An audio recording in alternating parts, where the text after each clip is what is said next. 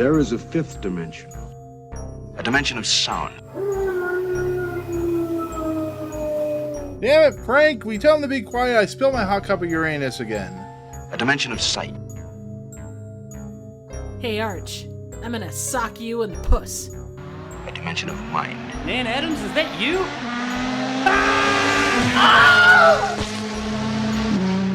Next stop, the Twilight Zone. You can do it. Yeah. While you slowly chip away at your thing, Jacob, let's talk about the Fifth Dimension of Twilight Zone podcast. That's the greatest podcast ever. Jizzy balls. Jizzy balls. We're back, guys. Made it. We're here. This is a completion of the Fifth Dimension of Twilight Zone podcast. We have hit peak, whatever this is. I don't know what I we ain't call never this. seen no cat without no spots. We've made it to Jess-Belle. Congratulations, Yeah, guys. I know. We become Jaguars, and we're Well, Vixen y'all Wardens became and- Jaguars. I don't know what I became.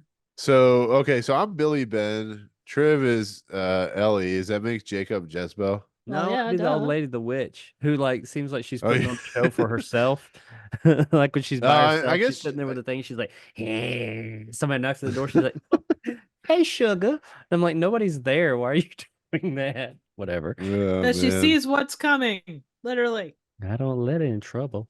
You know what's sad? The last episode that James Best was in was the last rites of Jeff Myrtlebank. I mean, it wasn't a terrible episode. Was he Billy Ben? Yeah. Yeah, Was he in that other the one was he the guy, the main character in the one where the guy couldn't die? Or he died? It and is came Jeff back? Myrtlebank, the last rites of Jeff Myrtlebank. Oh, yeah, see, I knew it. And that one is like similar in tone to this. Oh, look at that. Yeah. I knew it. I was like, I think that's that guy. I could have looked it up, but I didn't. Yeah. I mean he Thought I'd is just wait. he is Sheriff Roscoe P. Coltrane. You better respect him, man. Come on. Oh, that's right. I forgot about that. We talked about that the last one. Mhm. He's a Yeah. bit younger here. Just a Trying He's to- got better hair. I'm trying to remember which episode of Twilight Zone he was in besides Jeff Myrtlebank. I had it written down and I forgot. There's no other episodes he need. It's probably another did Oh, he was in the grave. Hamner? He played did he write that Jeff Myrtlebank one too? I think No, so, he yeah. didn't. No? No, it was Montgomery Pittman wrote the other two episodes that he was in. Got it. Oh, he plays Johnny Robb in The Grave. Johnny Robb. Which one was Johnny Robb? He was I think he was the one that was playing the guitar in that episode. Ah, yeah, yeah. and he took the guitar and like he did something. He hit him or something. I don't know. I like that part. Exactly. I'll sing about it. No, no singing. I about it. told Triv Oh, yeah. Triv came on a little bit before you did, Comment Jacob. said I no said singing. if you don't sing like the woman in this episode, the I'm- closing narration, we will not have you back on the podcast. I figured I was going to have to because I know that it didn't have a closing narration. Instead, it ends with a folk song, and I have the lyrics. Oh my god! I don't You know need to the be all tune. warbly and stuff the way that voice is. I don't remember. I remember it happening. I don't remember the song or the tune or anything, so I just had to make it up. That's okay. I could like baritone it. Dude, this episode had the weirdest ADR. Just grab your jizz balls Watch out. and go. We're gonna get another bad comment about singing. What else is new? Yeah. I'd What were also you like to saying, add Trev? that just gonna say that the ADR in this, when we get it, is as epic as the bewitching pool. Yeah. It's so epic. I So- forgot to laugh. So is the Bewitching Pool the new Jess-Belle? Because like I've heard you talk bad about that one too. Oh, it's I just get it. generally considered a really, really bad episode. Like this one, It's the series like- finale too. That's the bad part. yeah, it's a bad one to go out on. Really, The whole thing? like, it's Season just 5? yeah, Series season finale? 5. It's the very last episode of season 5. Oh my! Well, we're gonna end on a high note, huh? Yes. Oh, Yeah, and I plan on having everyone as many people as we can for that episode to talk about it. It's gonna be a that actually nightmare. be pretty awesome. Yeah, it's gonna be a shit show. Well, yeah, I'm gonna that's to be like it. expected. It's gonna, So what's gonna be different? Jacob and Alex and Raymond and Rob and have we got anybody else? Dan. Don't forget Dan Dan. and Ryan. Dan. Oh yeah, Dan, Ryan. We'll just do a episode of the was it Riff Tracks or whatever? Oh yeah. Which actually, you know Riff Tracks, right, Jacob? Yeah, streamed it a few times. Did you did you know that they are Well, this is they're the doing game versus the actual like Oh Oh, yeah, no, the no, I show mean too. movie. yeah, Yeah. but they're riffing on Point Break. hmm Oh. They got funded for Which was not that big of a surprise. They always get funded pretty quickly. this Point Break. That's awesome. Yeah. I What? would die to I can't I would actually watch that whole thing. I like love Point Break so Oh, much. go check it out at Patrick Swayze one Fandom. or the Gen X one? No, Or No, no, we don't talk about that Gen other Z one. one? Keanu I never Reeves saw that one. and Swayze. Okay, so that reminds me, Triv. So okay, before we continue, we're getting into an episode that might rival. We'll talk about this. I might be the only one that feels this way. I don't know. Might rival The Trouble in Templeton is the worst thing I've seen on this series so far. And Jacob, I'm gonna wait for your thoughts. Hold your thoughts 'cause we'll get there. 'Cause I really want to know what you think of this episode. So we'll get there. Don't worry, we'll get there. I promise. I don't know why I keep putting my hand up the screen even though it disappears. But we're You're talking about falling into the season four. Twilight Zone. I know, right? We're talking about season 4, episode 7, Jess-Balls, directed by Buzz Kulik, written by Earl Hamner Jr., Jacob's favorite writer of the Waltons. Production code 4855. When did it air, Triv? It was a haunting love story for Valentine's Day 1963, apparently. Exactly. Uh-huh. According to IMDb trivia. So Exactly. It That's stars trivia. yeah. right. It stars Anne Francis, James Best, Laura Devon, Jeanette Nolan, Francis. and Francis, who I think Francis. Yeah, she was also in the After Hours as well as no, she wasn't in Forbidden Planet, right? Yeah, she was. Yeah, yeah, yeah. Okay. That's the one I was thinking of. Yeah. She's probably the one that gave him all the damn props, you know? She's like, hey, Probably. I have a list. I have all these props that you can use as long as you put me in some of your episodes. Oh yeah, because as an actress, she had full right to tell people what episodes to or what props they could use and not use. So, Jess-Belle, Triv, Jess-Belle. this is Yeah. the episode you've been waiting for years at this point to talk about. We've been talking I about have. this episode since the very first episode. If I remember right, Yeah. we talked about this episode as your I'm ready. favorite episode ever by man. I've been Oh. waiting to hear what Uh, Triv thought about it. Because you Me? said you haven't watched it in And a while, right? No, it's been a hot minute since I've seen it. Yeah, it's pretty much the same episode. What do you say about it? It's interesting portrayal of women. It's interesting portrayal of the hillbillies, and it just I don't know. It's not a Twilight Zone episode, and I know we run across a lot of those, but what was the great twist? What made this? I would be interested the to great know. twist was I would be. we found it out. What's ahead. that? No, go No, ahead. as the great twist is God help us all. Yeah. That was the I great mean, twist. It's one of those where you look at it and go, how did this become a Twilight Zone episode? I mean, it's the thing is, and we talk about this all the time, looking from then until now, it's been done better by different things. The 16mm shrine was done better in Sunset Boulevard, things like that. But this is one of those cases where something like the Cat People did this story so much better than this, and it came out 20 years earlier. And I don't know, it's so boring to me. And I looking at IMDb, like the people that reviewed it, they're like, oh yeah, it's a underrated story. It's haunting, Yeah, it's but creepy, it's all this stuff. And I I guess maybe because I have seen it so many times and it just yeah. strikes a bad Can I chord with me. Yeah, go ahead. can I say something? Okay, so we got a comment the other day, and I'm not trying to call out the person, but they made a comment about how why are we bashing like when I went on about the mute episode and how much I thought it sucked and stuff like that. The person that commented says, "It's the Twilight Zone. It's the greatest TV show ever." I mean, And that's I'm true, going, it is, but it can have well, bad it is, episodes. but that's my point. Like you can go into the Waltons, you can go into any TV show that you've ever loved, and I guarantee you can find at least 10 episodes that are terrible. And as we've learned, there are terrible episodes in the Twilight Zone. It doesn't make it a terrible show because obviously we'd love it or we wouldn't be talking about it. But it's an Battlestar Galactica. You can't find 10, maybe one. what you're saying. I guess the fourth season is like like 8 episodes. So yeah, I guess you're right about that. I heard the fourth season was terrible. Not I didn't think it was. I think most people do. It starts to run out of it was time to end Yeah. when they ended it. I'll say that. I mean, the coming one- from the guy who wrote the story for Starship or Star Trek. What's the one with what's his face from The Revenant, and the one where it's like the clone of Picard. Oh, Tom Hardy. Yeah. What was the name of that movie? Was it Insurrection? Not Insurrection.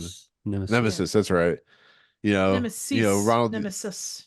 I Right. I went to a press screening for that movie. I wasn't press. I worked at a video store. That's it. Did you quit being a Star Trek fan after that? That was the first press screening type of early, like super early movie I went to see. So that added to the experience. I went, and me and all my employees went. I was managing a popular video store, and we got tickets to go to that. So I mean, I'll be honest with I guess you. that's why the movie kind of holds like it's not great. Yeah. I'm like, it ain't that bad because I had a really good time seeing it. It's like me and just like It's 15 better than people. Insurrection. I don't even remember. It was me I and, like, liked Insurrection. I thought that was all right. Insurrection's are the people that had the stuff stretched on their face, right? Or their No, faces stretched on? Insurrection was the Borg attack. No, No, that yeah. was No, that was that first. That was First Contact. That's First First Contact was the Insurrection one had with F. face Murray stretchers. Abraham. Yeah, First Contact was the one with the stretched faces. And that's First Contact was the Borg. Yeah, where they go back in time. Yeah, I got don't my know, things mixed man. up. Anyway, that's not really why we're Yeah, here. we're not talking about that. But what I Yeah, will no. say to what you said, Nick, and it's like anything else, and it is probably a bullshit answer, but it is true.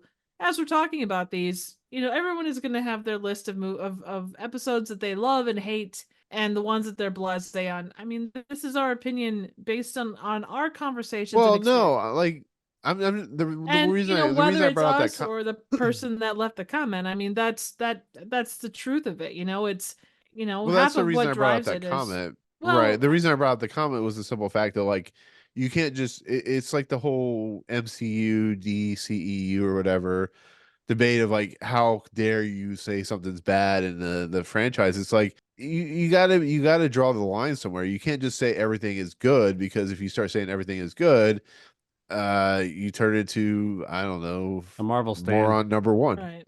Yeah. I mean, the one thing I would say is that, it's important if you're gonna be critical of something to have reasons to back it up. But I think despite all of our ramblings, we do, generally speaking, have reasons to back up why something is good or bad. It's called the good drugs. Yeah, something. But Opinions. Yeah. But with that said, this episode sucks. And I you can't sway me on that, because as Triv why does noticed it when I was suck, watching Nick? Why does it it suck? sucks because it doesn't need to be 50 minutes. It doesn't need to be 50 minutes Well, long. and I Two, it's understand. filled I with a bunch understand of that we use the stereotypes. 50-minute thing as an argument, but we are in season 4, regardless of whether a season should. Yeah, exactly. That's 15 minutes to fill. It's the way that the episodes fell, regardless of whether they should Well, be or not. I understand that, but at some point you got to draw the line in these episodes and go, I understand that it was a 50-minute episode, but if you're going to do an episode like this, you can't just repeat the same shit over and over and over. You can't have one character make a decision, then it leads to this, and all of a sudden another character makes the same decision. It doesn't lead for good storytelling. And No, I don't disagree. it's like you feel so bad in the beginning. You feel bad for Lord Devon, but she, the Ellie character, but she says something of the nature of like, oh, well, I guess I can't have him anymore because he's under witchcraft. And it's like, what the fuck what the hell are you saying? Like, you're saying words out of somebody's, oh God. Well, consider the time and place. I mean, that is, it's a heavily superstitious. I mean, the people involved in it are heavily superstitious. Clearly, there's some precedent for the reason that they're superstitious. Well, but it doesn't even do superstition very well. It's like, oh, we're superstitious, but we're gonna go to some granny witch doctor to have somebody fall in love. I don't know, Jacob. Well, that's desperation on her part, clearly. Right, Jacob. And Jacob. I could even see Trev. like having watched this, and I'm not changing my position on where ultimately I stand on this, but I can see like it's the whole woman scorned thing where he met with her and did things with her under the cover of darkness, but then he turns around and wants to be with Ellie as a husband and wife thing. I mean, that whole thing there, that happened a lot back then.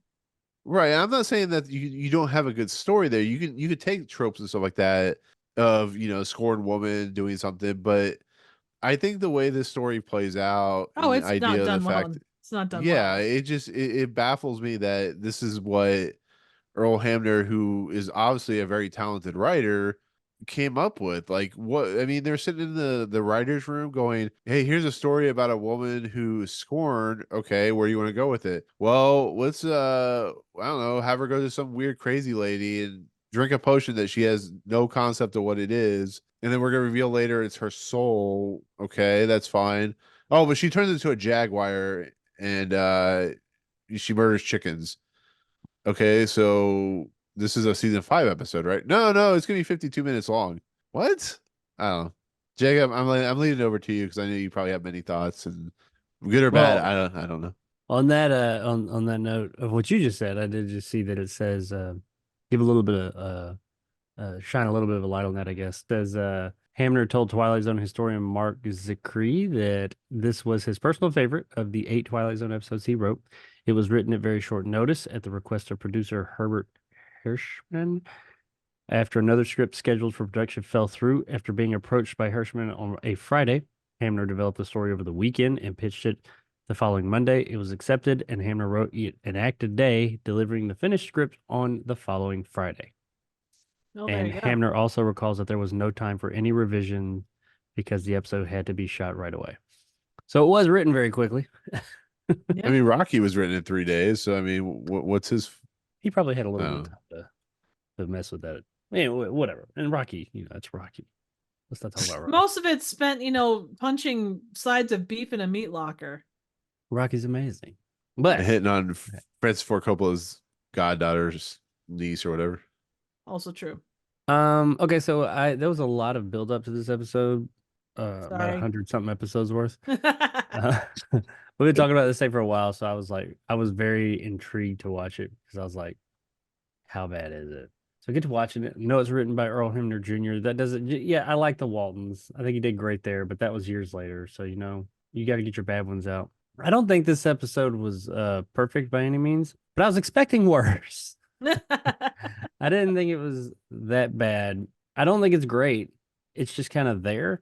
I do agree with something Triv said. I didn't think of this until she said a minute ago. It doesn't seem like a Twilight Zone episode. It seems like an Outer Limits episode or something. I mean, it doesn't seem like, I know Is that it like every the dollar single bargain bin episode? You find Well, it like a I'm not dollar even store? going there with the quality because I'll speak to the quality in a minute. Just the actual story and the way it plays out, regardless of the quality of that, it's not very Twilight Zoney, if you will. But we've run across other episodes that weren't very Twilight Zoney, and we were still like, some of them we didn't like, some of them we did. So I mean, that's fine, I guess. But this one is it seems very un-Twilight Zone, more so than some of the other ones we've watched before. I mean, down to the fact that there's no closing narration. It's the only episode in all of Twilight Zone that does not have a closing narration.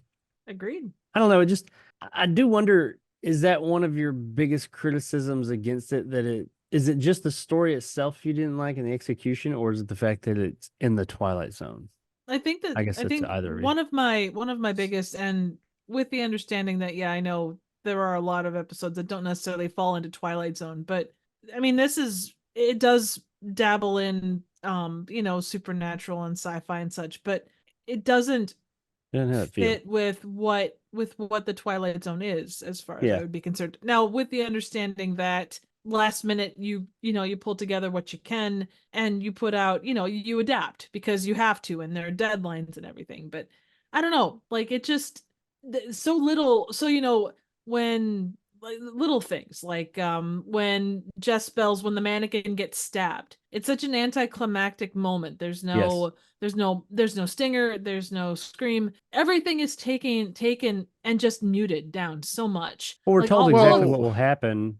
We're told, okay, go make this and stab, and that's exactly what happens. There's nothing else. Typically in a situation like that, they're told, make a doll, stab it with silver, it dies. Okay, we know what they have to do, but there's some type of like something that happens that they have to overcome to get to that. There isn't. He just goes there, he puts it on the mannequin and stabs it, and that's that. So I agree. It was very anticlimactic. The entire thing kind of fell on that level where all of these big things, I mean, you're talking witchcraft, and I understand for the time and place, they wouldn't have wanted to glorify it. Obviously this isn't Bewitched. It's not, an upbeat, cute thing. It's we don't talk about the devil type witchcraft and things like that, or we don't glorify it or whatever. Yeah. But there's so much about this that you could have done things with. There are even small decisions like the way the music was done or the way that an effect was done.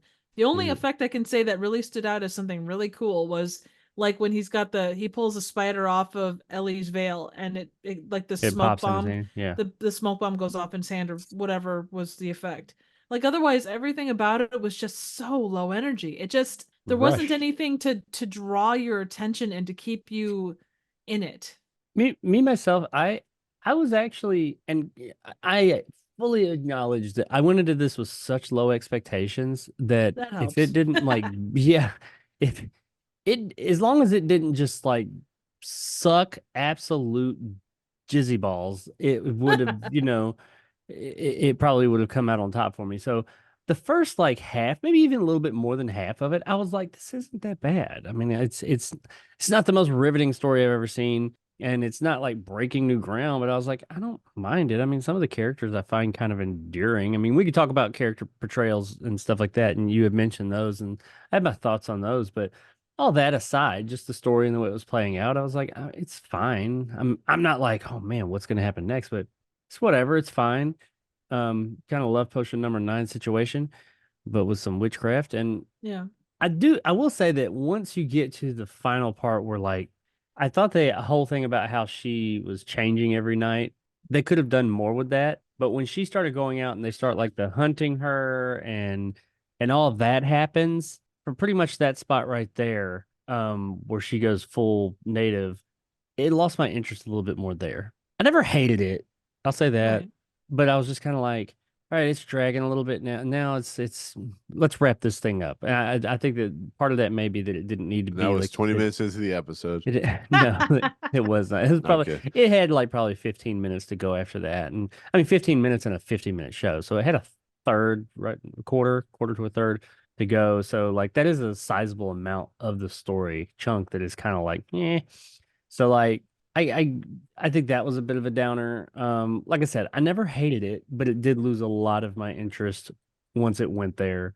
And I think that as a 24-minute, but then again, because I want to say I think as a 24-minute episode, this would have worked better. But I don't even know if it would have, because the one thing about the episode I think I liked that did actually keep my attention, it wasn't the story, because there's nothing new there. There's nothing groundbreaking. There's nothing Right. like, oh man, this is just wow.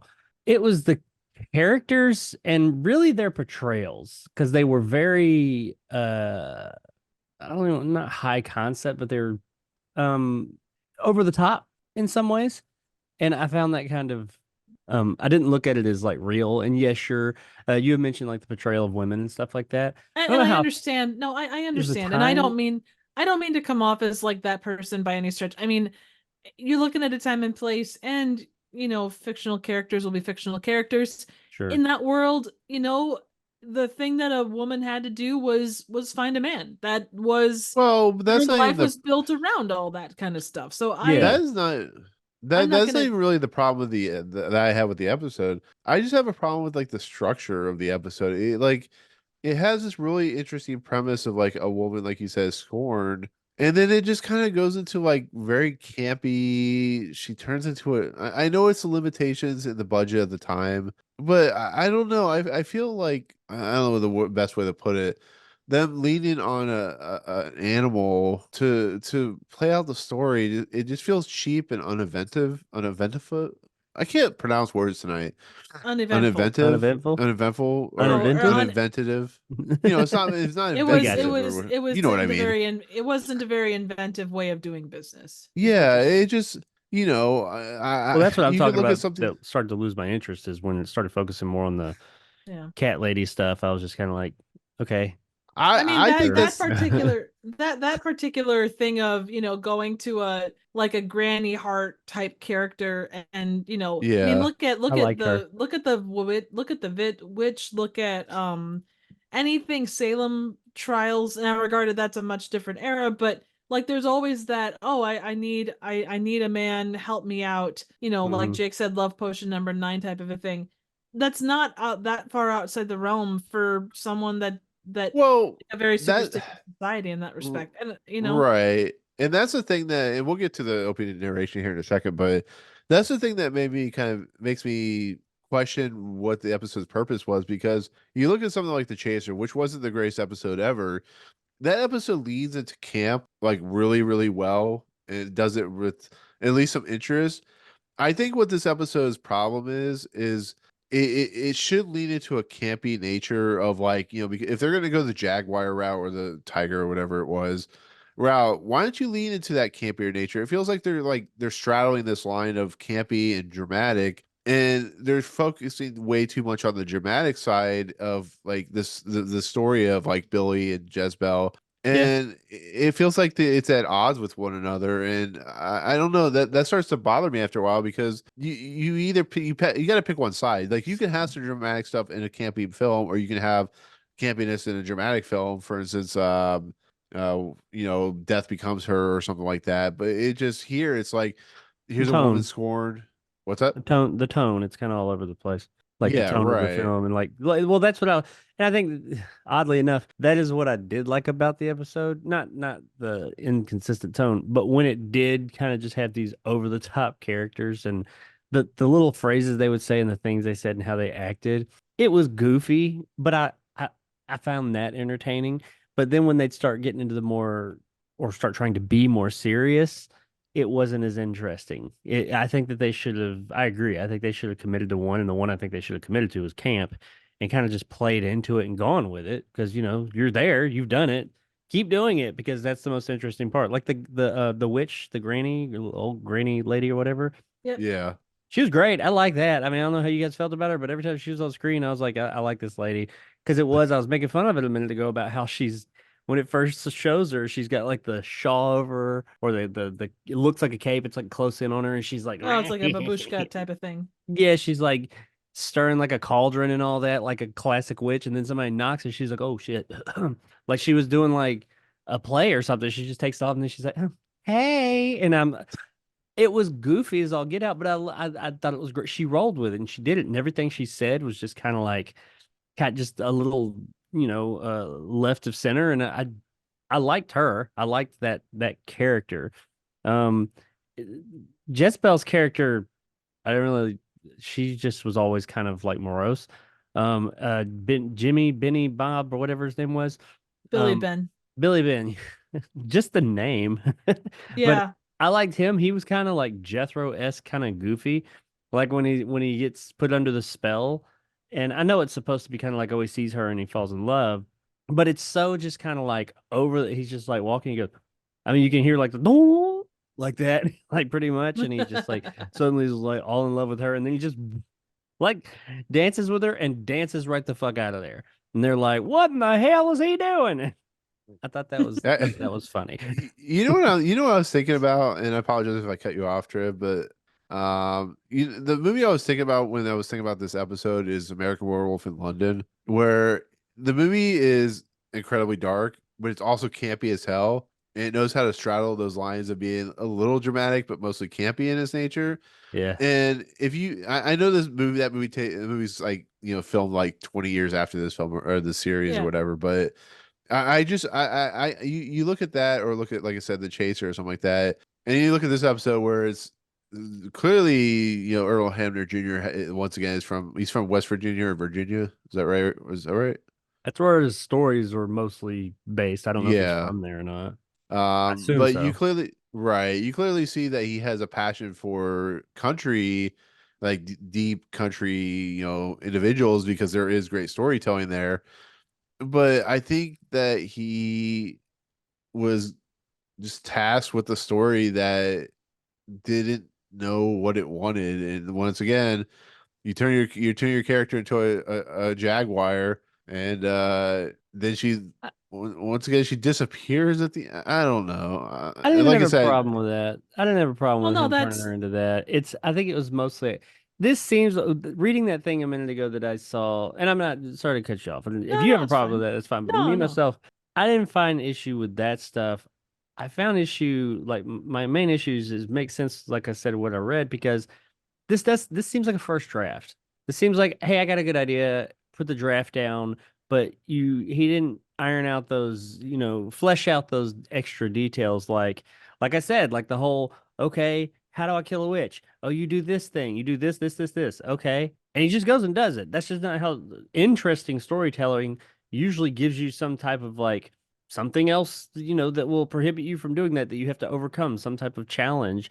And that's just not there. He just goes home and it's done. I'm like Triv said, it's very anticlimactic. I feel like if this had been given more time for some rewrites or let it marinate a little bit longer, maybe something else would have been added in there. Maybe some of the other parts may have been trimmed back and something else added in. I feel like there's the bones of something that could be interesting here.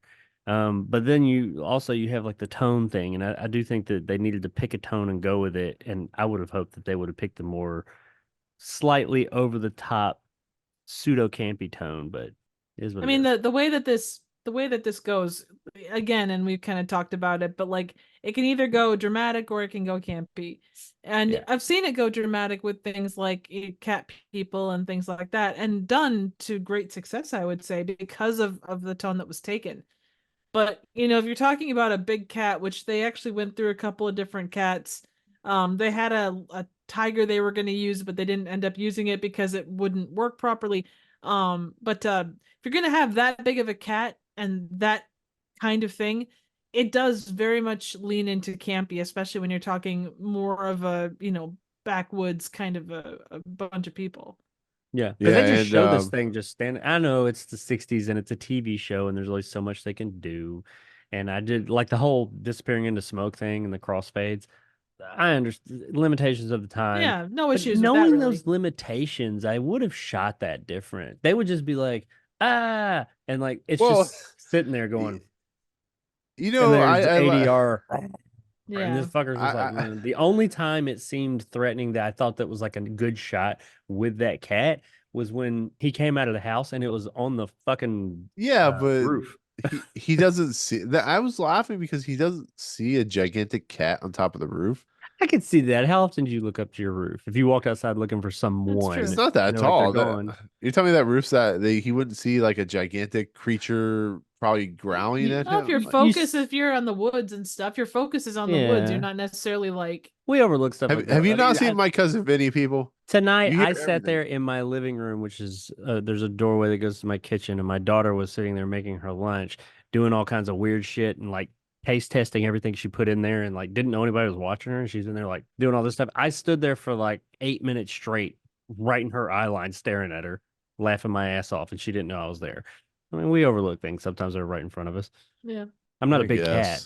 guess. that is fair. What they Um, needed was a giant elephant, really. Yes, thank you, Triv. That would have solved everything. Actually, I have a question for you, Triv, kind of going off subject a Yeah. little bit. Is Cat People, was that an inspiration for Sleepwalkers?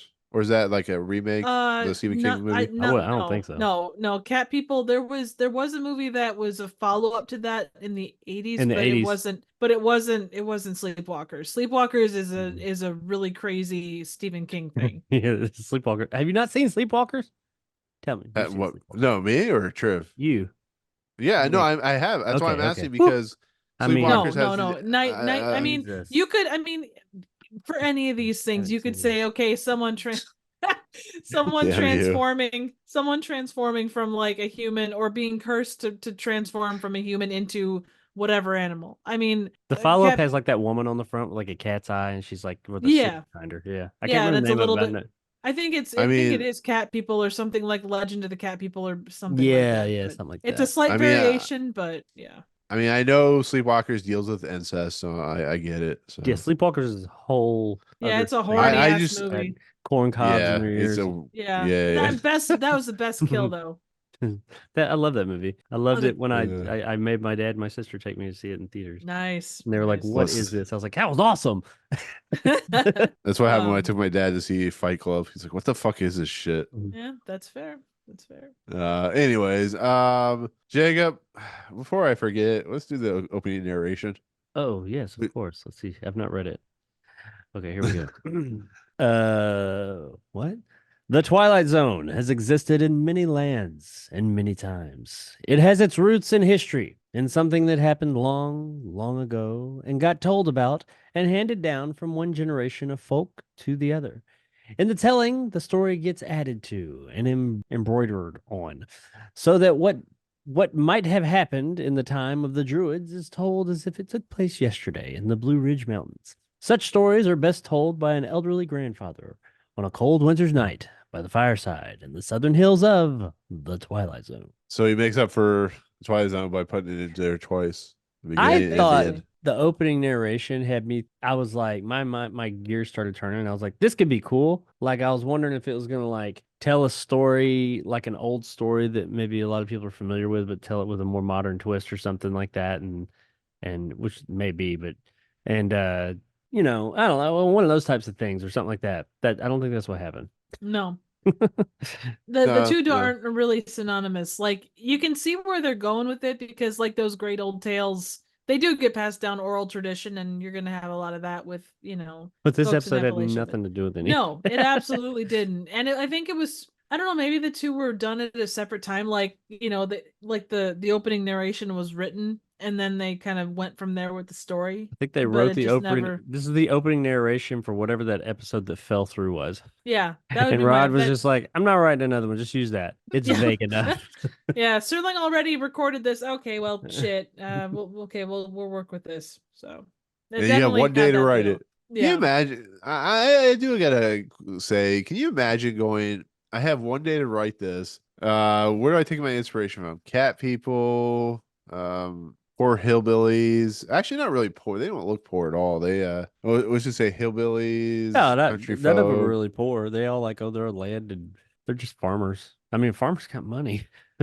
Yeah, true. The first sign of the problematic episode is the fact they're dancing. Fuck dancing. I swear. not only are they dancing, they're square dancing.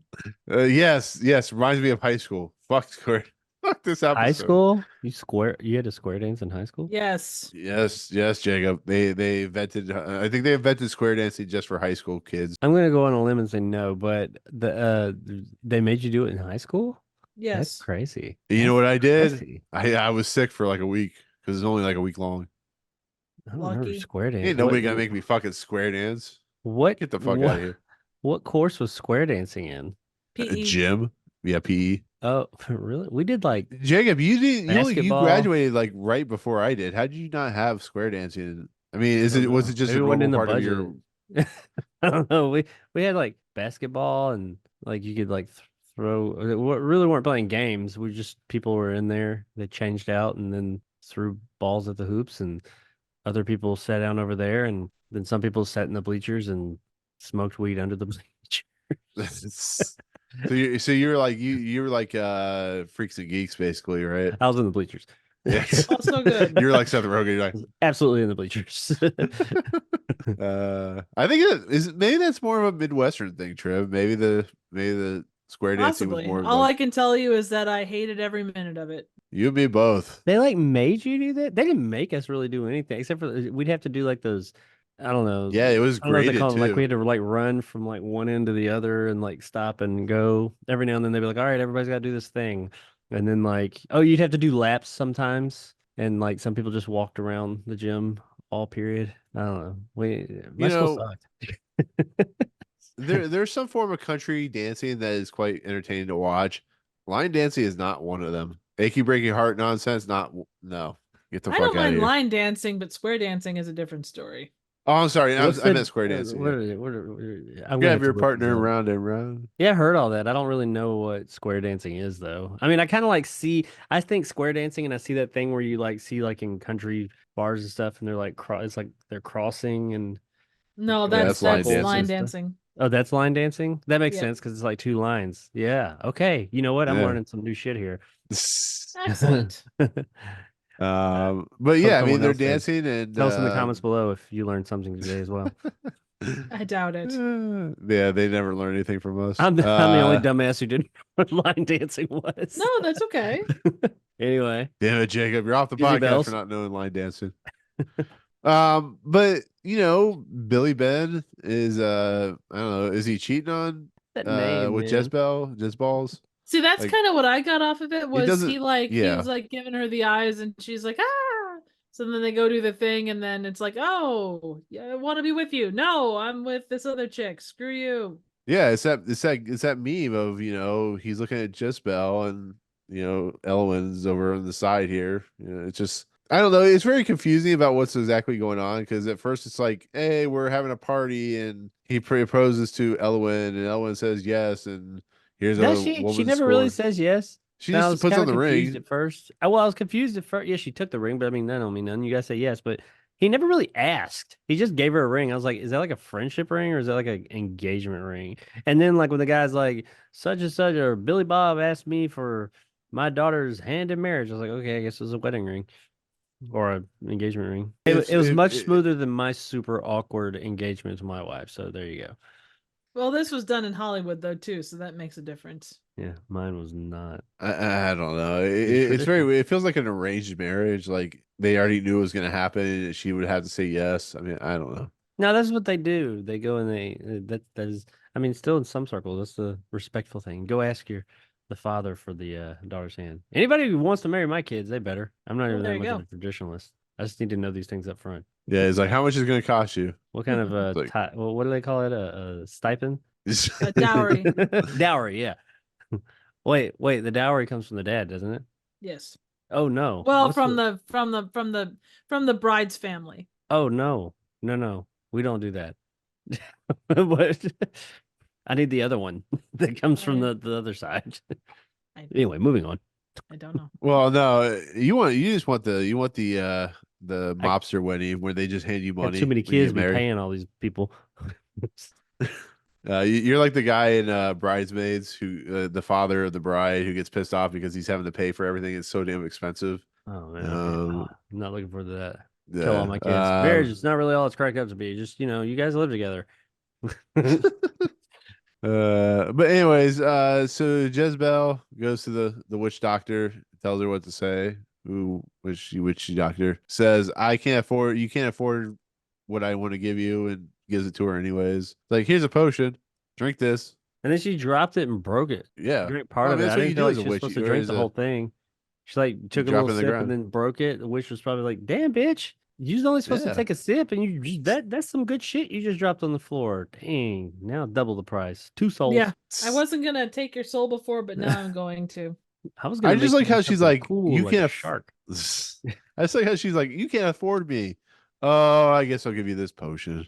Well, she Yeah, she wasn't a hard exchanged sell, though, it was for she? a soul, so that's kind of a big thing. I did like how Soul when for Jimmy soul. Job, whatever his name is, he came in and he's like, how do I kill him? That's gonna cost you. What you got? And like she tries to swindle him out of his soul. He's like, no, not today, Satan.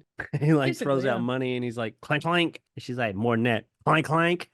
It's like, and finally she's just like, all right, fine, that's enough. Do this. Well, I just like when Jez-Belle, she goes back. Billy Bob sees her and becomes infatuated with her, as the love potions do, and they walk off, and everybody's just like, yeah, I guess we're never having a wedding this time. Sweep it under the rug. Make sure that Billy Bob gets the ring back, and it's just like, whatever. What's for dinner? It's like it's so anticlimactic. It's It like really was. there's Yeah. there's no like frustration, and later on when Jez-Belle goes to meet Elwin in the field, it's like, are you gonna fight for your right for love? Is this not Karate Kid Part 2? Like, come on, what's going on here?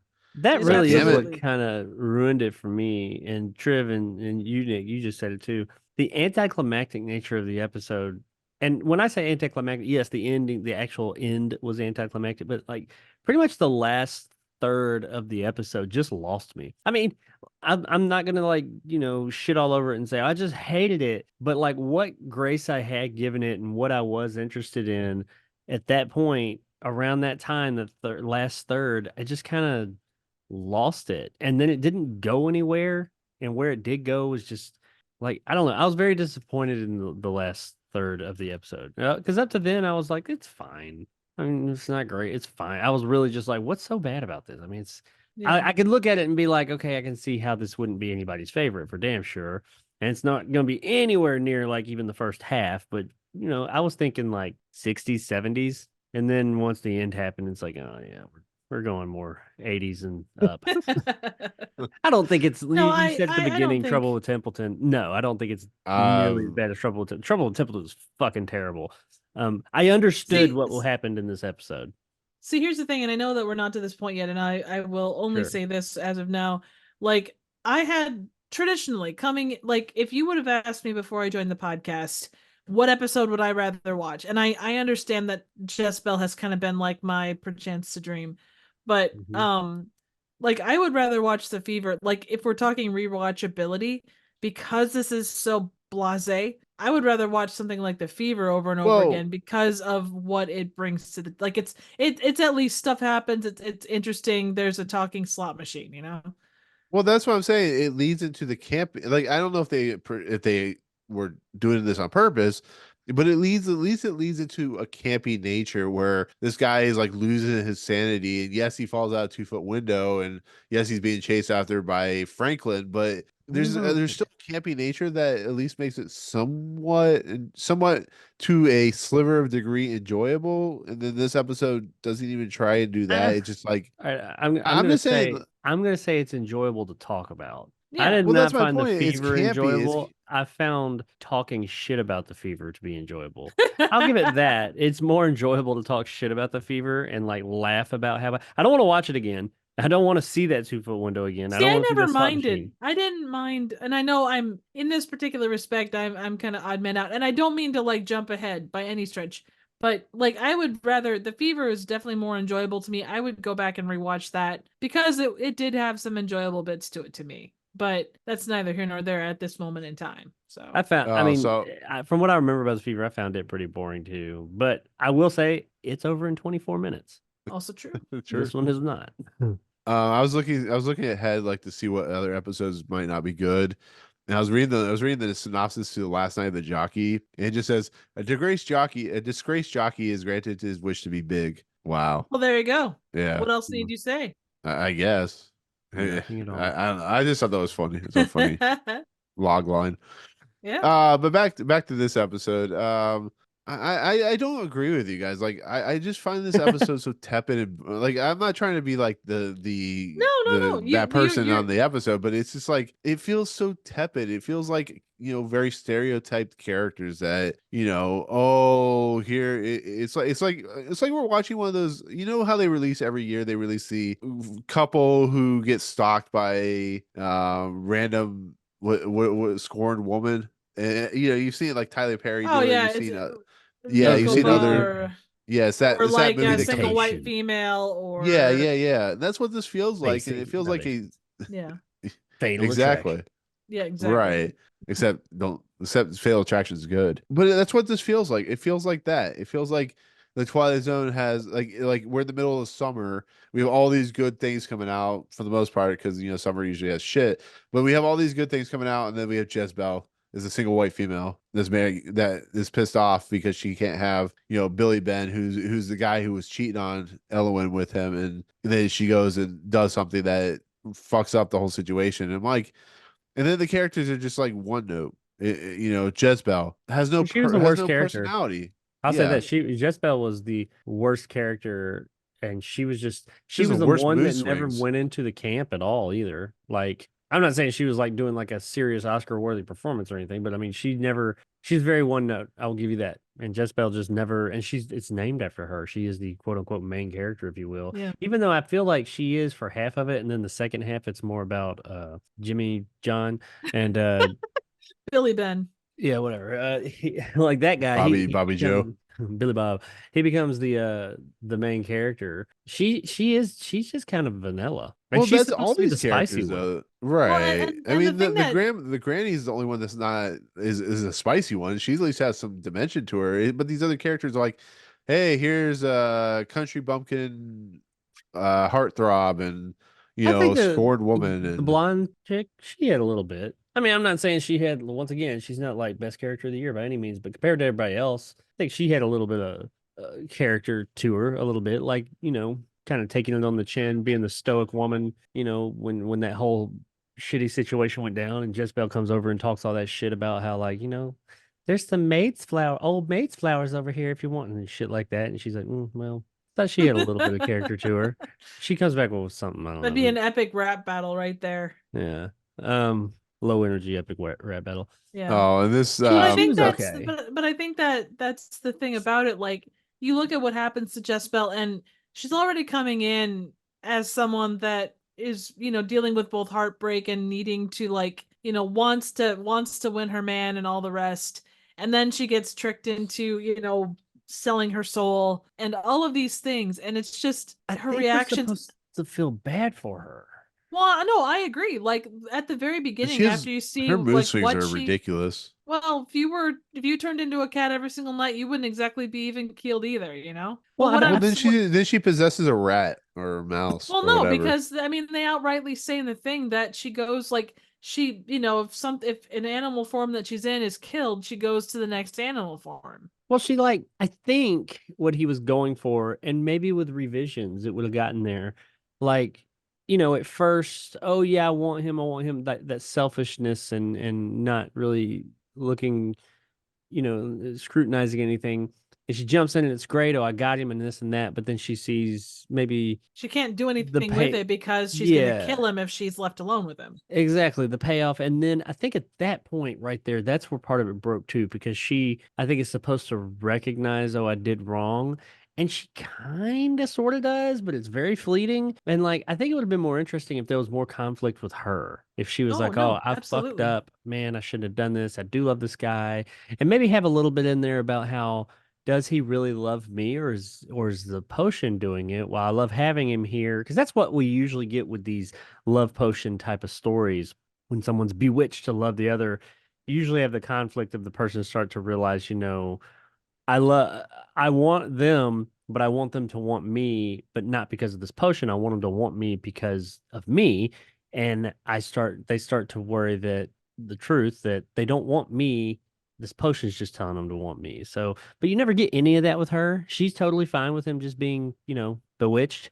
And you also, it acts as if it's gonna have her be like kind of remorseful and then try and like do the right thing and maybe still go over to the quote unquote dark side, but have a little bit more like pushback on it. But no, it's like she's like, oh no, you can't be with me, bad things are gonna happen.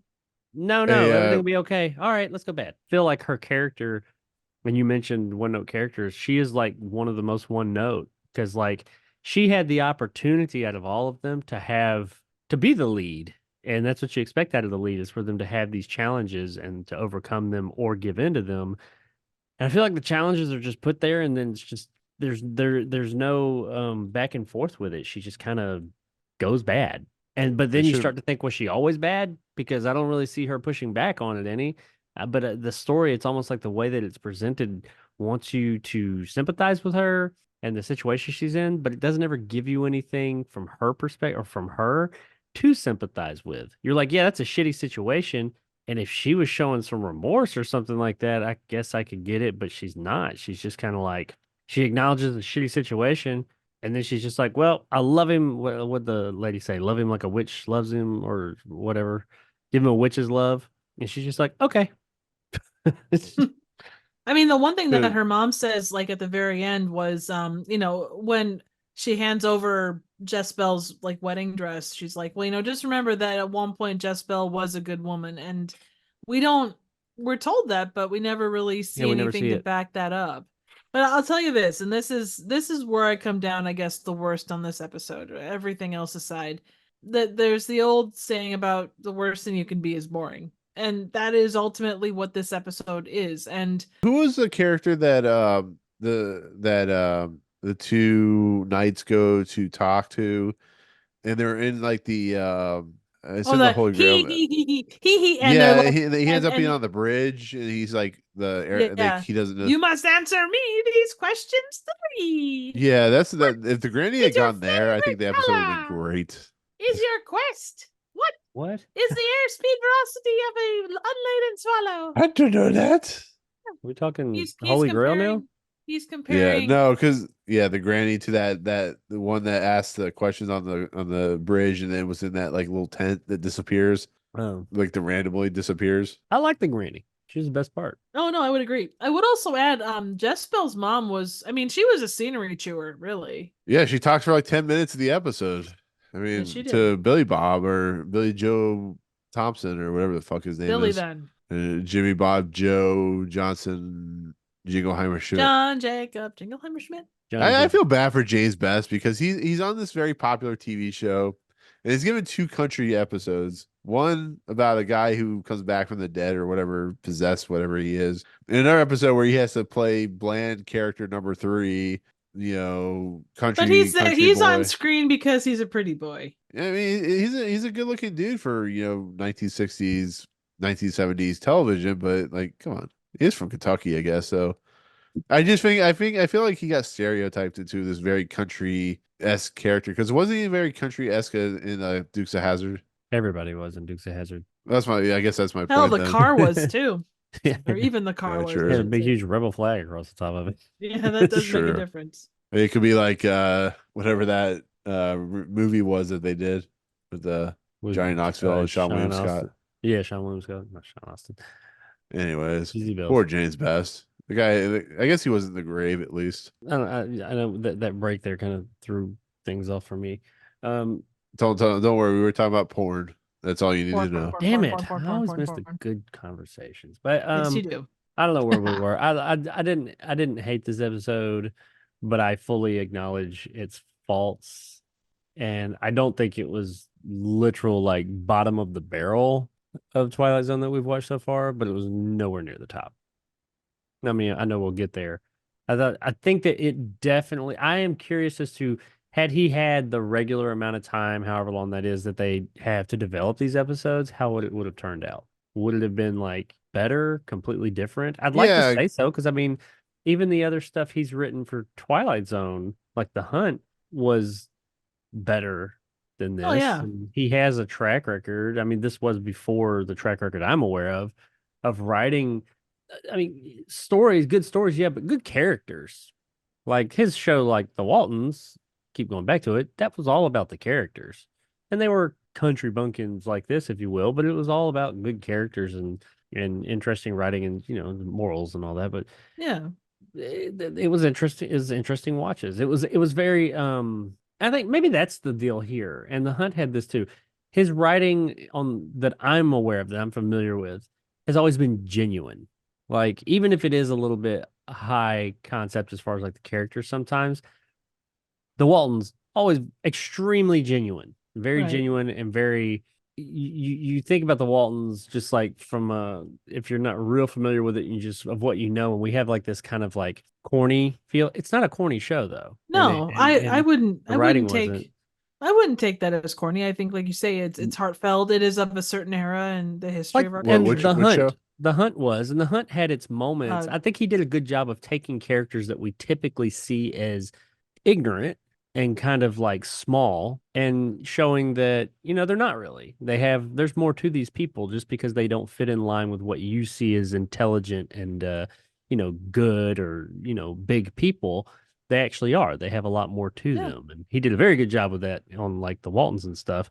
And The Hunt, I mean, the old man, while he was kind of country and maybe his education wasn't as robust as some, as far as a person, I wouldn't call him a fool. I mean, that was the whole idea behind the thing. He wasn't that foolish. Right. They tried to fool him into it. And this, though, I don't get that depth. And I wonder if that depth comes with the time. Maybe he just wrote out this story, say, hey, I got an idea for a story. Here's the basic outline. I mean, that is what he did. I mean, he wrote out a basic outline over a weekend and then fleshed out what he could. But anybody who's ever written anything will tell you, your first draft is not your final draft in most cases. You write that out and then you go in and you tweak it. And those little tweaks is what really grows things, especially characters.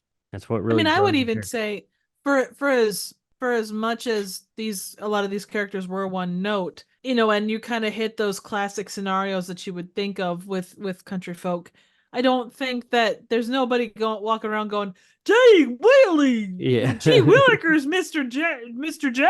Ah, Jim, I don't even know what's going on. I just need the corn whiskey. Yeah, I'll go out back and see my dog. That is one thing I noticed, and why I kind of think, and none of this changes the quality of the episode. The episode is what it is. Whatever the reason that it is the way it is, it doesn't matter. It is what it is, and it will be treated that way. But like his stuff has always been much more character based. Mhm. And I mean, yeah, the story's there. The story's there for the characters to go through, but the characters have always been the very interesting part.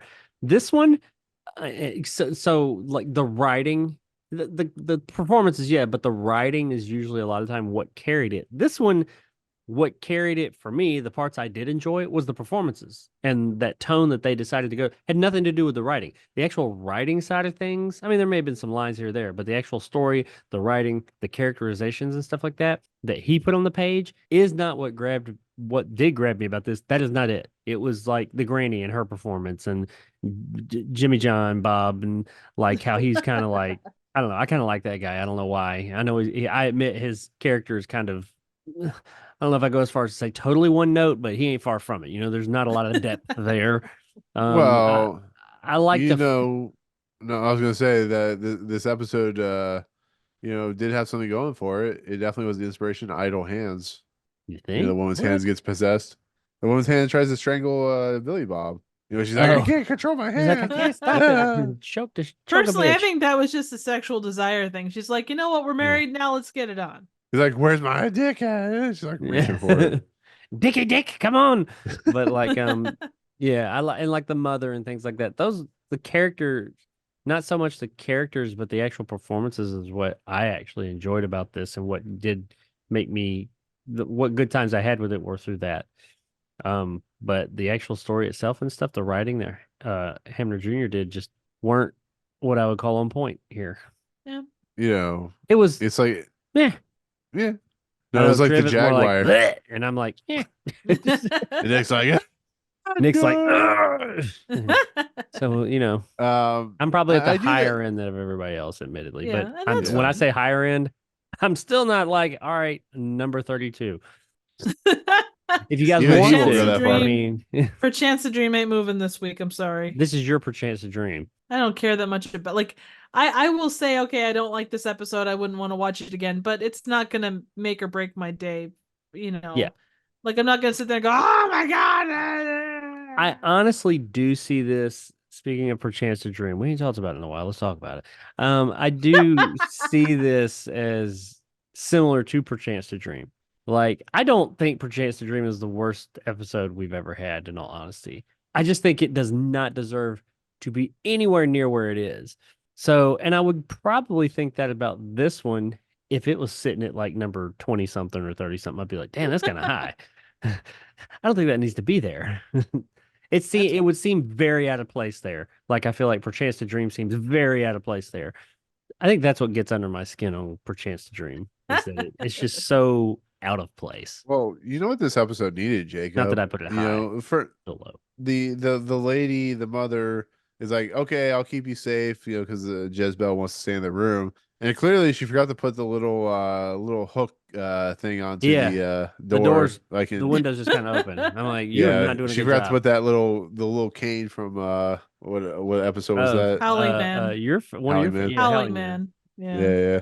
That's all she needed to do is put a little tiny cane on there, and it would have Yeah. trapped the. Instead, she gets shot, disappears, and possesses a hand, and wants to go for that dick. I will also add that the fact that he found the engagement ring like just in the hay, it's just like where was the jaguar hiding or the leopard hiding that ring? Did they read Lord of the Rings? Did they found probably it, the like, same place she was hiding that dress when she transformed back into him. I was like, she got. Do the clothes transform as well? I mean, it's witchcraft, I guess. I mean, so. we could go the Twilight route and say that they rip off, but they keep an extra set of pants on their back leg. Well, or the we fact could that we say, saw her change back. yeah. Sorry, Jacob. Sadly, this is not the Incredible Hulk.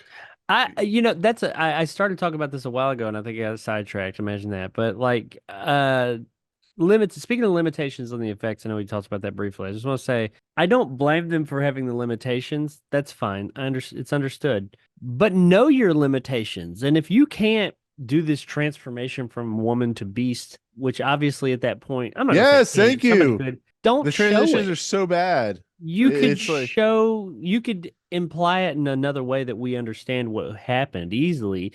Don't just on full blast right there, show, or at least mask it, do something else other than they literally Like would a just have the fade, cat sitting maybe there. not just like They do like a slapdash edit. crossfade with some smoke, and then she's just like there. I'm like, or it just disappears. I'm like, you know that doesn't It look good, even for it, 60 it, something.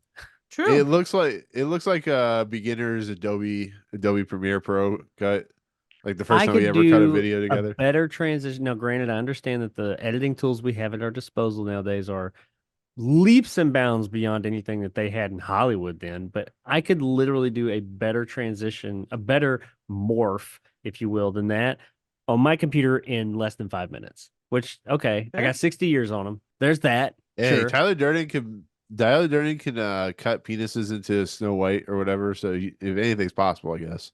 Yay. So yeah, Penises and Snow White's always good. Yeah. yeah, right.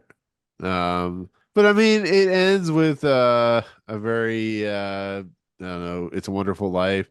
Every time a star crosses, an evil witch dies. I'm like, Speaking of the ending, "Hmm." could we have gotten a bigger piece of silver that was at least something? Like he stabbed her with a fucking brooch or a hair tie Well, or some no, that shit. was the point, because that's her hair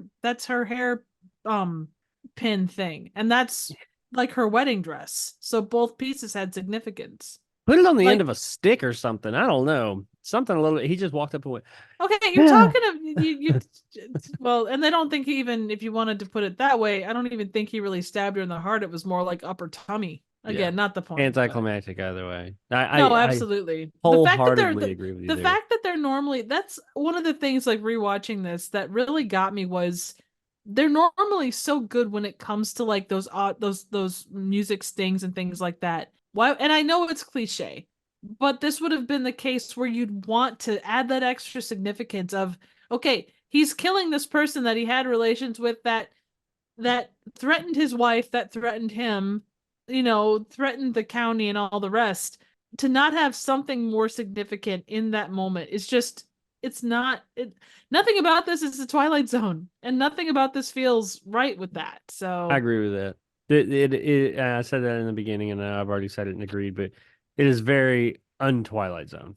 yeah, And not even so much the story. Sure, we can have a witchcraft story. We have had witchcraft stories in the Twilight Zone, but just the tone, everything about it just seemed very un-Twilight Zone. And I don't know, is that also a byproduct of making it over a weekend? I don't know. well, but I because I mean, that's not an obviously excuse. it wasn't shot over a weekend. It was shot, what I'm assuming is, over its normal time. So Well, you he could, just said that they had to start shooting like immediately. So I'm assuming that right. even because I mean I'm sure that when they shoot other ones, the script's been there, the people have been cast, Yeah, it's people true. have some more Yeah, time with it, has some time to breathe before they actually are shooting it. This one seems like everything was like they may have had the regular amount of shooting time, which probably still wasn't a lot, but all yeah. the An lead average up, they didn't have average the shooting. pre-production. I'd say an average shooting for a TV show like, I don't know, Game of Thrones is like a week. So you can imagine how long it would be for Twilight Zone. I mean, it Probably probably like is like 2 days. 3 or 4 days. Yeah, 3 or 4 days. Well, especially with an hour episode. So I mean, yeah, they spent 3 days. They spent one day making the script, one day prepping it, and second, third day filming it and editing Yeah. it, and the next day was Pre-production on just TV. wasn't there. yeah. Yeah, they probably just used the same set from Jeff Myrtlebank and said, "Hey, James Best, are you still available?" He's like, "Yeah, why?" He's like, "You're gonna be in a new episode of Twilight Zone, and we're filming it tomorrow." It's like, "Well, I'm supposed to go do Sheriff P. Whatever, Roscoe." Like, no, that's 20 years from now. Shut up. That's how the conversation went would down. Yeah, I would even say that from the perspective of like, because there were like a couple of episodes before this, even you got some really interesting shots. There was a lot put into the way that it was filmed, and there really wasn't that. It was all very static, very mid shot. There wasn't a lot to it that was outside the box that you would expect from these episodes we've seen to this point in fourth season. Maybe Yeah. that's just me. And that agree. all that stuff does go into pre-production of like planning and things like that. Yeah, true. Yeah. But with that said, every time a star crosses, an evil witch dies, and cat people and tacos and rings and square Tacos, dancing tacos, and tacos, tacos, tacos, tacos. Burrito, burrito. Exactly. Tacos, tacos, tacos, That is tacos, tacos, tacos, tacos. That is a great way to end the episode. Yeah. But with that said, is there anything else you guys want to talk about with this episode? Anything that wasn't brought up? Like I justify this episode being good at all, but you guys apparently liked it a little bit more than I did. Well, I'll I leave it to mean, you it's guys. relative. I think like is a relative term here. It's not going to be above 80 for me. I can tell you that much. Actually, Triv, you know what we need to do? What's that? And Jacob, I know you're not listening right now. We need I am. we need to prop up the bewitching pool. I mean, don't tell Jacob this. We gotta prop it up so we know that when he gets to it, he'll be like, "You said this was the greatest episode ever." Don't tell Jacob I said that though. Right. Right. Was to say the bewitching pool is the greatest episode ever? So Right. Jacob, the bewitching pool is the greatest episode ever. Yeah. I'll just forget everything else that I've heard Triv say about that episode. Yeah. Anyways, Jacob, did you have anything else you wanted to say? No, I mean, I went into this one with extremely low expectations, and I am sure that helped. I can't go back from that. I can't go and say, well, if I just gone in with the regular expectations I usually do, would I have thought lesser of it? Maybe. I don't know. But as it stands, I tried to be as objective as possible while watching it. I didn't hate it, didn't love it. I was very on it. Especially, I do think that most of my issues with it are in the final third. I absolutely see how it was padded out. I don't think it needed to be an hour long. But yeah, it was very mid, actually lower than mid. I think you're right in saying that I didn't hate it as much as you did, but That's for sure. I don't have any desire to watch this episode ever again. That's for sure. Fair point. It mainly, I mean, despite all its flaws, I was at least somewhat on board until that final third, and then it was just kind of like it did start to lose me there. So That's for sure, indeed. and regardless of what the reasons are behind that, I'm sure they have all the best reasons in the world, and there probably are good reasons. But it doesn't change the fact that this is what you delivered. And Right. This is all what I we can saw on do- screen. Yeah, all I can do is talk about what I had delivered to me, and this is it. Sorry you had issues. Not my problem. Yeah, I agree. This is the shit you put out and the shit that comes back, and damn if you do, and damn if you don't. I don't know. We'll see where this lies. Jacob, with that said, you know what to do. Closing narration. Yes, Well, but you got to sing it. I'll have music behind it. bit you of know. a bit of history for everybody real quick. This is the only Twilight Zone episode that does not have a closing narration. However, they did offer us a little something. Absolutely. I am in charge of opening and closing narrations for, I have to do this. So it says the episode did not feature a closing narration from Rod Serling. Instead, it ends with the folk song heard at the beginning. And I do not remember the beat, the tone, the anything about this. So It's warbly. That's all I'm going to say. I'll Like, go oh, with when warbly. Jess-Belle was a panther, she did the thing. It's not long, people. That's what she That said. was beautiful, Triv. So you won't know have to it. endure this for long. And to the guy who commented that there's just a bunch of singing and other stuff, well, it's warranted now. Yes. Okay. Fair was Ellie Glover, dark was Jess-Belle. Both they love the same man, and both they loved him well. That just made me wilt. It made you melt. I'm not even putting a video. I'm just Like gonna a have us flower. reacting to that. Oh my god, what was that? That was so, oh my Verse 2. God. Fair. Oh, good lord. Stop! Oh, God. Stop! That could be used as What is- torture in some places. Holy shit. What has happened to our Probably, podcast, Triv? It used to be a clean, positive. It used to be a Everybody contender. loved for Chance Used to to be a Dream. classy joint. Yeah, exactly. Then the singing came on. Gone from and the class to alcohol. ass. We gone Class from to class ass. to ass. Oh my god. So And then the anyways, singing happened. I'm gonna clip that into a short. oh We my gone from God. class to ass. They've gone. I Oh my gotta God. compose myself from that nonsense. Oh, it was the worst nonsense. How will you ever compose yourself, Nick? I Movie don't know. Emporium. Hey, they're remaking Brideshead Revisited on TV. Their Brideshead revisited. Yeah, exactly. Right. All right, back What? to this. So yeah, that was I Um, don't even know little where to begin. some. You want me to throw Yeah, some that stank was on it? yeah. He grabbed for the chocolate covered pretzel, and the Oof. rest was history. So anyways, that was season 4, episode 7, Jess-Belle. Quite the episode to talk about. Thank God it's over. Jess-Belle. Sure, if we can move on past this until the Deadpool or Deathpool or whatever. Did you get Whatever your war. vindication or your I didn't. I mean, the thing is, even looking at like what Pace Magazine and IMDb said, I mean, what did so they IMDb had it at 120 and Pace had it at 151. So, Ooh.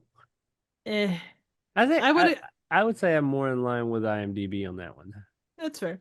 And a lot of the like, it did have a lot of like, and I guess it's a lot of the episodes, but it had a lot more like 7s and 8s and some 10s more than I had anticipated it having. Out of But 10?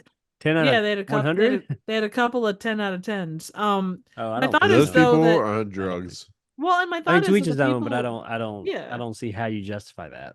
Well, I think a lot of the people that were probably judging this particular one, it's like, they're gonna the ones that are gonna go through and leave like comments on a lot of these, they're either gonna be like top of the barrel or bottom.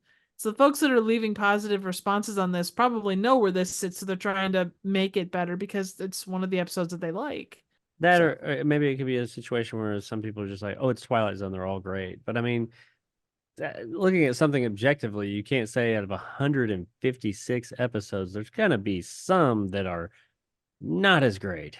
oh yeah, I mean we've had the This is one of them. conversation. Yeah, no, 100%. That's ridiculous. I'm the one on here today that's like, oh, I didn't hate it. You know, I thought higher of it than, and I use that term Well, loosely, but higher than anybody else. But still, I wouldn't like. Come on, a 10 out of 10. How do you justify that one? I feel as Here, if I can let me pull up break the that. thing here. Give me just a well, second to pull it let up. me ask you this, Jacob. Now that we're in this episode, It's do you can objectively still wrong. contest? You still contest that this is a better season than season 3?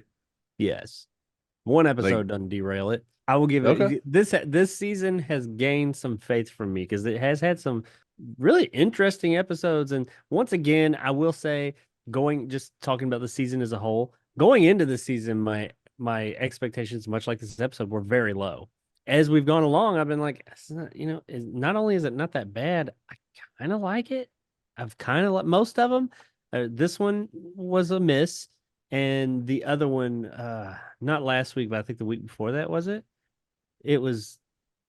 I like that one a little bit more than you guys too, but I didn't. It wasn't like awful. But which one was that? Was it Mute? Was Mute the one? Did you like Mute, Uh, Nick? I thought it was all right. No, there was one that you didn't care for much. You said, well, because you made that comment in the beginning. You were like, oh, oh yeah, It's there probably was a in his guy that image. committed suicide. The In what? Mute? No, The it was in the it. was It that was in his season? image, I think. Oh yeah, maybe.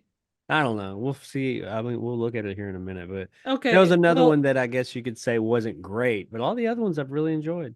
So I mean, we'll see now. Like next week, if it's another bad one, because these episodes carry a little bit more weight because they're an hour long. It's a shorter season, so if next week we have 2 bad ones in a row, I'll be like, okay, well, maybe this is where it all starts going downhill. But as of now, I'm like, okay, we stumble every now and then. Why do we fall? So that we can pick ourselves back up, right, all Mister right. Wayne? So one of the 10 out of 10 ratings says, like, they kind of explain the episode, and then every element of this episode is letter perfect, from the acting to the music and photography, and most importantly, the brilliant poetic screenplay by Hemner.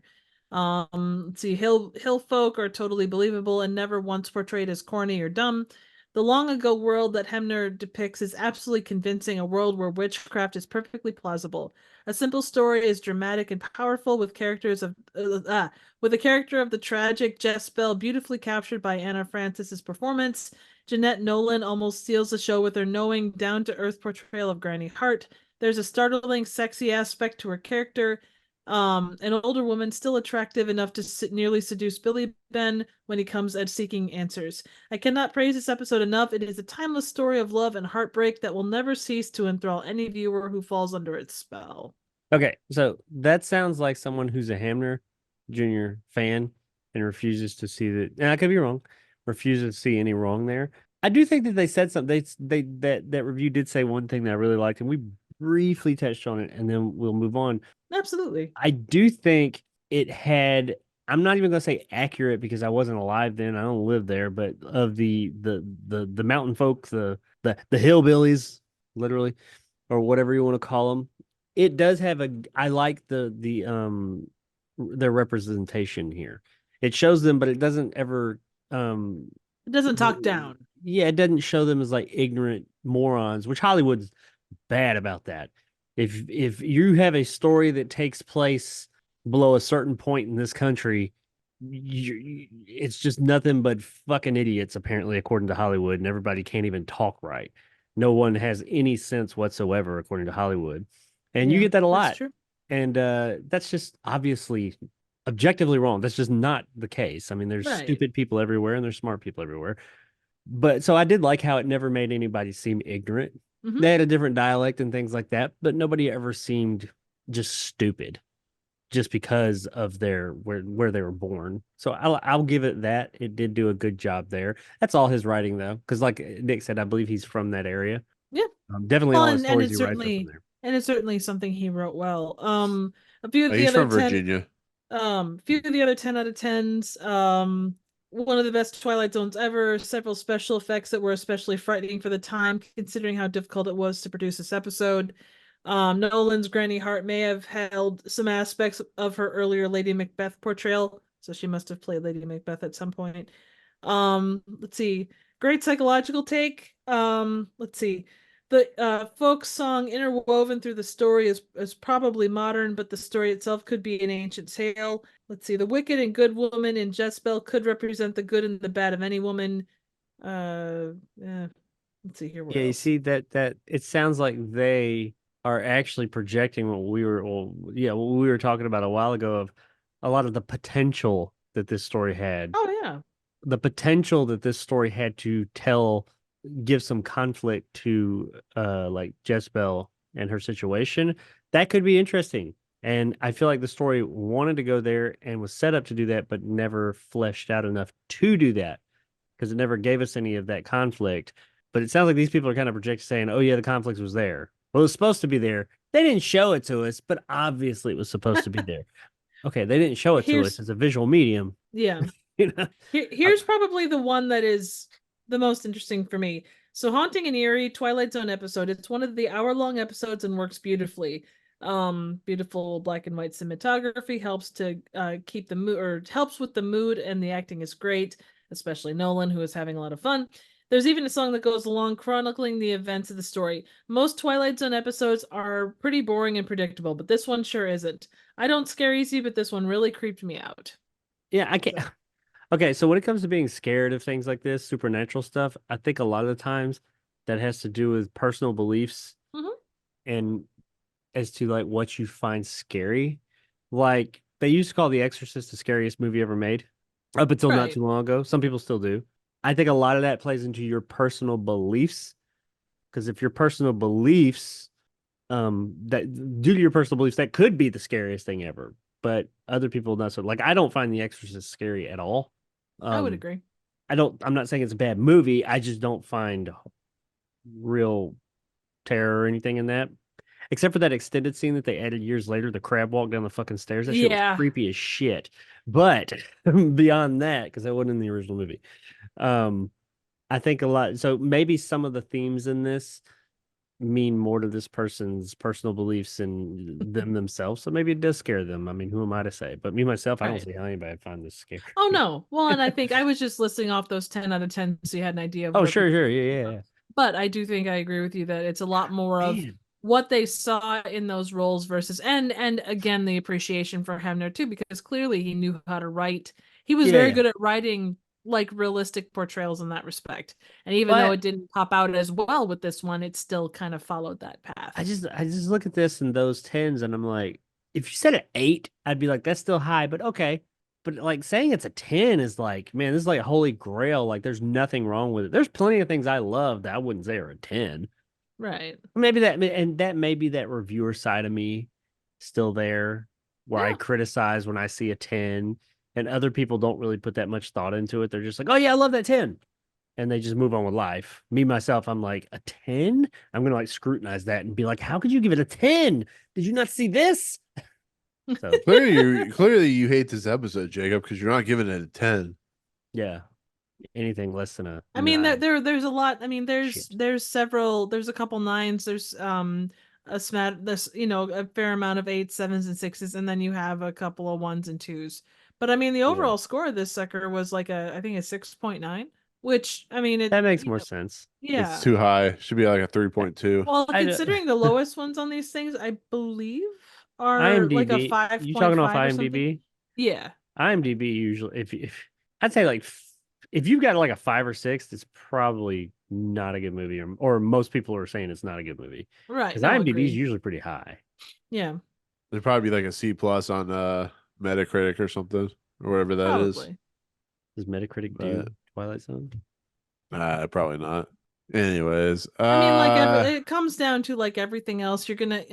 We all have those episodes that we hold in high regard, and nothing and nobody is going to change your mind on it because it's your personal experience and your personal opinion on that thing. So yeah. And Trip makes a good point, because with that said, let's do our own personal Twilight Zone ranking list.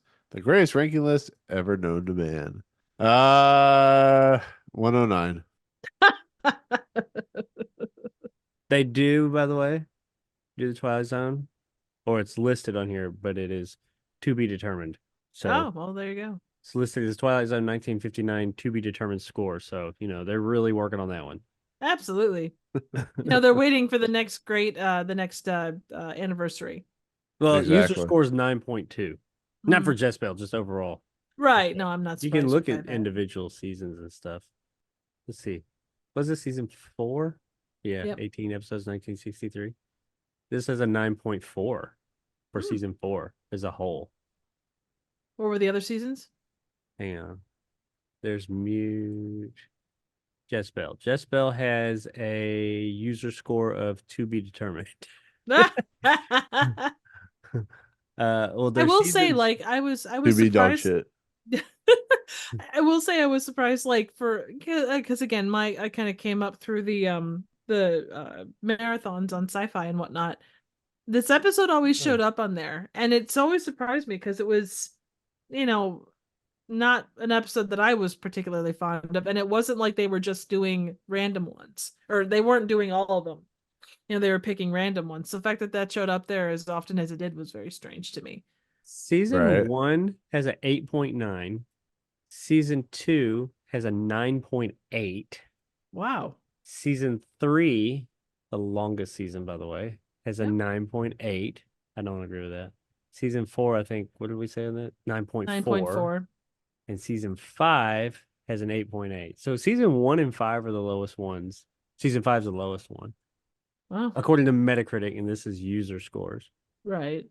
Now, I mean, that could be like, what did I say? Season 1 has 34 ratings. Season 2 has 11. Season 3 has 8. Each season it goes down further and further. Right. Then, season 4 has 9, so it has more than season 3, and 5 has 8. So out of 34, you're more of a chance for it to fluctuate. Yeah, very much so. You're gonna get away from just the diehards and get into more general viewing. Yeah. All right. But yeah, Where are we putting this bad mother? 108, 109. Oh, come on. Granny alone deserves a couple points higher than that. Oh, everybody did mention her. 108.5. I think she, like I said, she's the best part of the show. Episode. All right, fine. 108.2. I don't think this is 1-0 anything. Honestly, I would say, and I usually Um, don't start this conversation. This episode is right there with The Gift and The Fever. See, that's kind of where I was thinking too. And I guess I bring up the fever again because not that the two episodes are really linked at all, but on the marathons, I always ran across both those episodes. So I don't know what you're talking about. Franklin and Jess-Belle. It's the same word. They both mean the absolutely. same thing. They must be jumping out a 2-foot window, which I'm going to do after talk about this episode. Oof. I'm thinking early to or low to mid 90s. I could see that. Like I could, I Mr. would Denton, say that. Lateness of the Hour, Long Live Walter Jameson. Ugh. which is much better than Well, this the Mighty episode. Casey is down there too, and I know you like that better than this. I'm sure. Yeah, but I got to look at that as one of those ones where it's No, like, I know I think it it was should a be random higher. thing. Because Dust, Yeah, I hate Dust was so fucking boring. Excuse I me. mean, I guess I could put it near Dingle the Strong, but See, I would put Dingle the Strong above this because I would go back and watch that one again over this. But that still puts it in triple digits. So you like it because that's tittied aliens. you're right, I do. I thought this was better than Judgment Night. I hate Judgment Night. This See, was I- coherent. God. You at least you never were confused as to what the hell was going on. See, You I may have been didn't like, have- I why'd didn't they have- do this? I didn't Yeah, have I had no problems problems with with Judgment Judgment. tonight in that respect. It was mainly the I think ending. it, The last couple of minutes Ah. shit all over that episode for me. From what I remember. And I you wasn't a part just of the gotta admit conversation, it was so- the fact that they had coffee instead of tea, which pissed you off, right? That is true. That is one of the more interesting pieces of trivia that came out of that episode. Or The thing about generally. machines, that one sucked too. But we got Except for Christine the- out of that. It had the shaver like a snake. Oh god, I love that scene so much. It's so But goofy. that's campy. I liked it. Well, there's campy when they're trying to be, and I feel like this. I will give this episode this much: when they were being campy and goofy and lighthearted, like with the witch mother or grandmother. I think they're trying to be, and I think that Oh, that yeah. works good. I'm like, yeah, that all worked. A thing about machines was not trying to be; it was trying to be serious, and it just came off like crap. Yeah. So that, like that, I can find enjoyment in that and be like, okay, yeah, that's haha. But I usually don't find as much enjoyment in that as to when I find something that is successfully campy and trying to be. Yep. Like they're in on the joke with you. Well, I will say to this, there was the effects that they were trying to pull off, but they didn't quite have the tech for the time to pull it off as well. You could also say that about the smoke effects in this one. They were a little bit outside their realm. Oh, for And a sure. fucking jaguar in this, man. Come on. At least they had Shouldn't dancing it be fucking higher? No. Because they brought in a damn cat to be part of this episode. They were taking people's lives in Well, their hands. they have the cat and the fucking MGM logo too. It doesn't make me like the MGM logo anymore. Now that's just not even the same thing. I know. I'm trying to I compare mean, things. in theory, that's right. I mean, in theory, there's a killer slot machine, There- so there- that should be put higher too. But Exactly. But it isn't.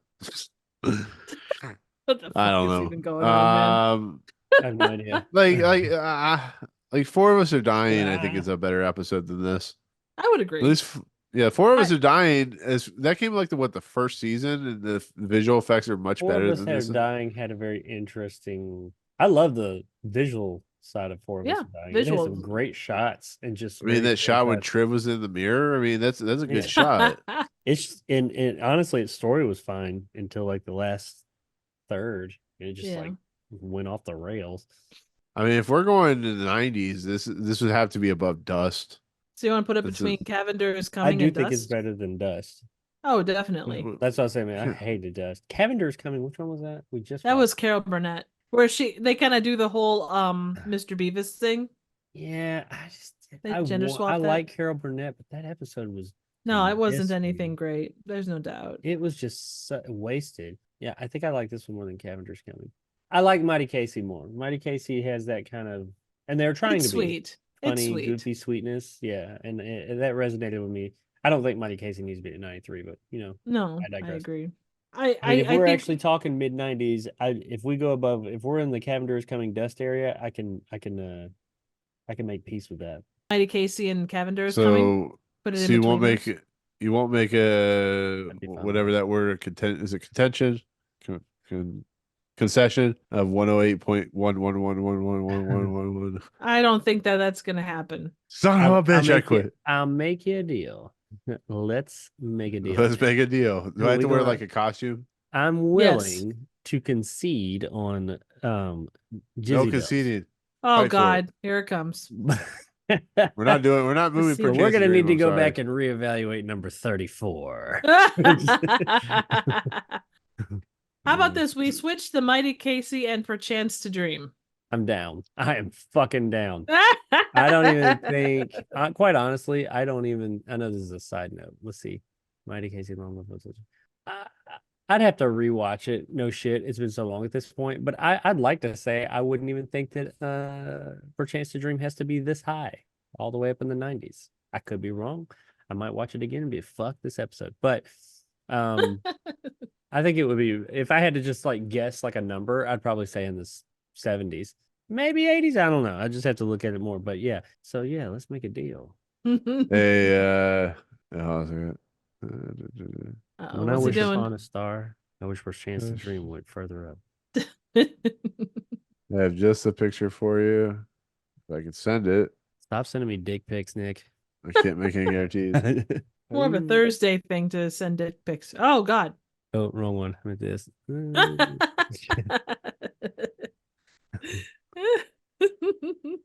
Yeah, just a picture for you that I couldn't find how to send on the chat. You have to click on the very long URL link.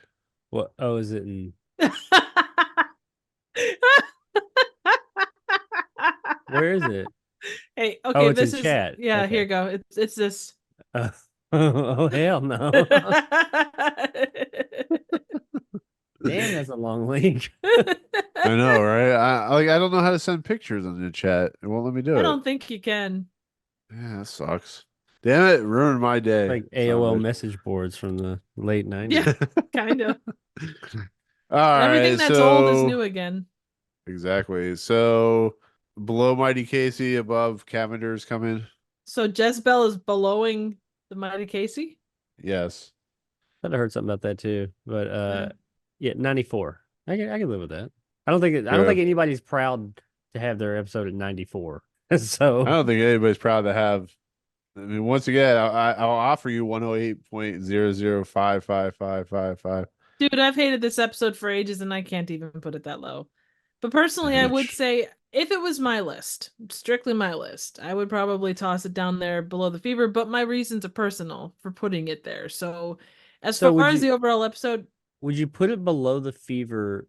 Take the fever out of the equation with our list right here. So does that mean you would put it below Still Valley? I would put it above, I would put it between Four of Us Are Dying and the Still Valley myself. If this was strictly my list. But I will also say that there's more than me to talk about. And this one is definitely one I would rather watch than Dust. And Well, let me ask you this. So Nick, what you're saying how based long- on where you want to put it is that you love 16 millimeter Shrine. I do. I didn't better mind this it. episode? Yeah. Nick. Yeah. I didn't mind it, Nick loves 16 millimeter Shrine. Oh, he That's loves what I'm saying. 16 millimeter Because Shrine. Yeah. he You know wants to it. put this one below it, so he loves 16 millimeter Shrine. I mean, we're talking about static stuff like that. Triv, I gotta ask you No, this question now. Now that we've got past this episode, do you think the Bewitching Pool is worse than this? Oh yeah, that's like bottom of the barrel, scraping the bottom of the barrel for me. It's gonna be interesting to go back to and watch that to see if it really is the bottom of the barrel. Like, I'm starting to wonder if Trouble Templeton is the worst episode ever on Twilight Zone at this point. We've still got quite a few coming up, just by like the classic, like the Bard and Black Jacket or Black Leather Jackets and things like that. Things that are known to be like just absolutely atrocious. But I mean, you look at like the conversations and stuff, that does change a lot of perspective. Well, we'll put it this way. The Trouble in Templeton was season 2, episode 9, episode 45. That's how long it's been at the bottom since season 2, episode 9. Because it's bad. Yeah. Real bad. I mean, honestly, last week, even when we were talking about this, I didn't think it was going to be like bottom of the barrel. Like I didn't think we were going to crown a new worst movie or worst episode.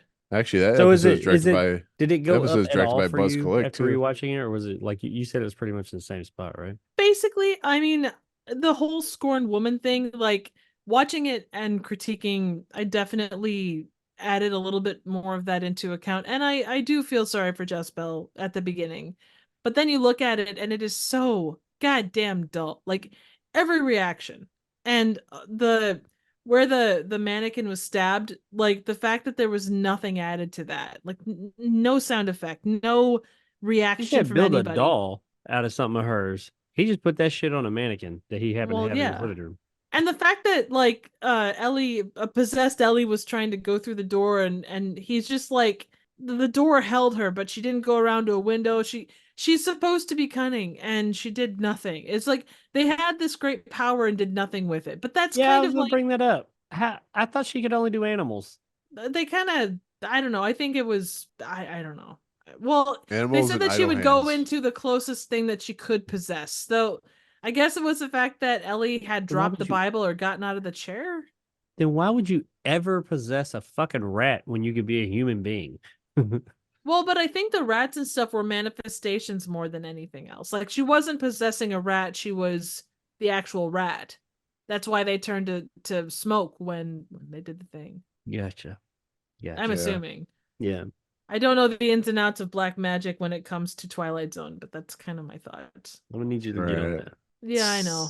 I'll jump on it. So All right. So with that said, we'll go ahead and put it there. So new number 94 is Jess-Belle.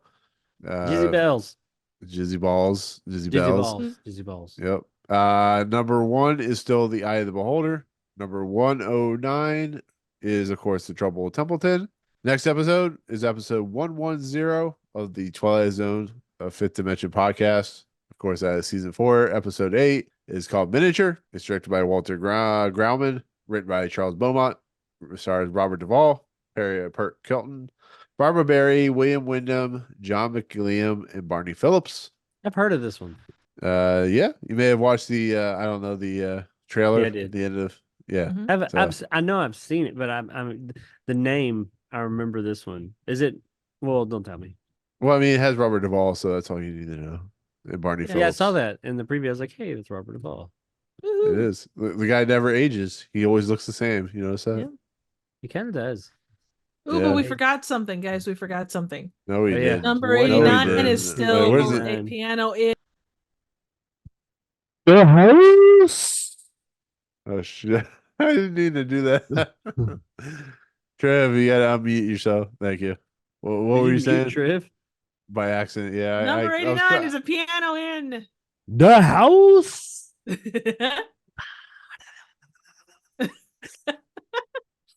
We don't know where that mic has been now. God help us. What the fuck is going on? I'm done with this shit. Okay.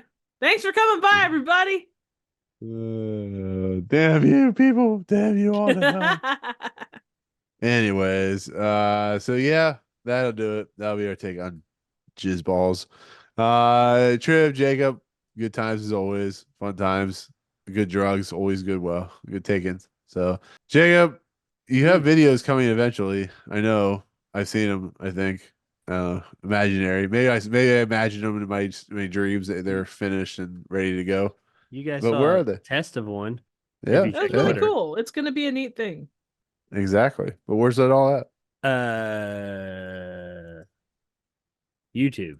Good place for it. No, check out Retro Jake XY YouTube channel. It's like the best channel on fucking earth. Period. I mean, like What about people in low everything that orbit? you're interested in is there. What about whatever low you- orbit? Huh? What about low orbit? Is it the best channel in low orbit? Yes, in all orbits. Okay. And it is if you're interested in it, I talk about it. And Nice. whatever your interests are, they're there. So just go subscribe. Just subscribe. Like, and if you Oh. don't see what you're interested in, it's because you're not looking hard enough. It's your fault. There you go. But yeah, use I do. your imagination. Yeah, use your imagination. I do retro video game documentary stuff and sometimes look at my collection and things of that nature. But I do have a new big Storia video coming very soon. I'm working on it. I say that all the time. I'm deep in the thralls of working that out and finishing it up. So I'm really hoping that in the next just couple of weeks, I forgot how labor intensive these things are to do, Yep. but probably just in the next couple of weeks, it should be ready to rock. I hope to put a trailer out in a weekish. I want to get that out, and when the trailer goes out, I'll have a release date. And then after that, I do have a handful of other videos that will be easier and quicker to produce to kind of like tide people over that I'm going to shoot all at once and release like every week or so in between big videos. So it doesn't seem like there's such a long period of time between content. So go check out the channel, subscribe. I'm about to hit 1,100, I think, something like that. Nice. Subscribers. Nice. Very cool. And Triv, content, you, Me? Jess-Belle, What? things, reasons. Well, you Is can where? find you will not find Granny Hard on my channel, which explains quite a lot, but I do random obscure straight up bad movies. I did Hottie and the Naughty about a week and a half ago. Yeah, Well, I 2 watched weeks now that. by the previous or by the time this goes live. I should have a new collab up on a Bruce exploitation film, which is after Bruce Lee died, a bunch of these movies came out. A movie called The Dragon Lives Again, which is a funky little piece of cinema history that is well worth the watch. So definitely stop by and check it out. It should be a very fun one. Yes. Get your views. Watch her shit. It's Yeah, good shit. right. It has it's good content. I mean, she has raccoons and killer condoms, and I think I'm on there every once in a while, and Well, you're both on it that's every worth your now and weight in again. gold. Yeah. Well, I mean, Jacob doesn't count. He's just there. No, I'm just kidding. What? No, yeah, sure. If you have good content, Jacob has good content. You should all watch our content, even my content, which is just Masters of the Air, and of course, what's the other thing I'm doing? Oh yeah, the Fifth Dimension of Oscars. Twilight Zone podcast. No, I'm not watching. I'm just watching the Oscars, but I am gonna do some other TV shows coming up. I think I'm gonna do a week by week of the last part of Invincible season 2, and there's a new Apple TV series coming up. I look forward to those. I think we'll see how that plays out. That's it. That's Jess-Belle in a nutshell.